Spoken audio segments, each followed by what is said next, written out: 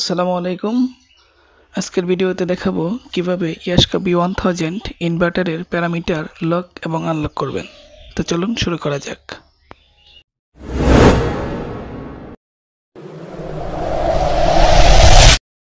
প্রথমে ইনভার্টারের ডাউন কি প্রেস করে PAR অর্থাৎ প্যারামিটারে ঢুকে ইন্টার প্রেস করে A101 এই গ্রুপে ঢুকবো।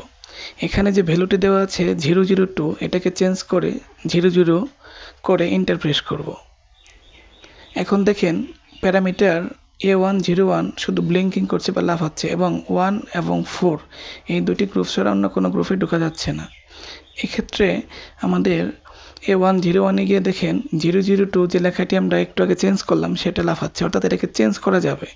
এমনভাবে লক করতে হবে যাতে এটা চেঞ্জ না করা যায়।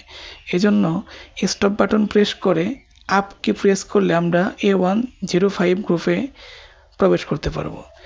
এখানে ঢুকে আমাদের লক করতে হবে। দেখেন এখানে সব 00 করা ছিল, আমরা 4টা 1 দিয়ে এটাকে লক করলাম। 4টা 1 দিয়ে এন্টার করব। এন্টার করার পর দেখেন A101 এখানে যে 00 লেখাটি ছিল সেটা আর ব্লিঙ্কিং করছে না, অর্থাৎ এটি লক হয়ে গেছে। এবং A101 এ 1 এবং 4 ছাড়া আমরা কোনো গ্রুপে ঢুকতে পারছি না।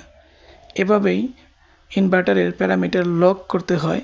এবং আনলক করার জন্য আবার স্টপ বাটন প্রেস করে আপ বাটনে প্রেস করে A105 এ গিয়ে আমরা যে 4টা 1 দিয়ে প্যারামিটার সেট করেছিলাম সেটাকে আবার 0 করে এন্টার বাটন প্রেস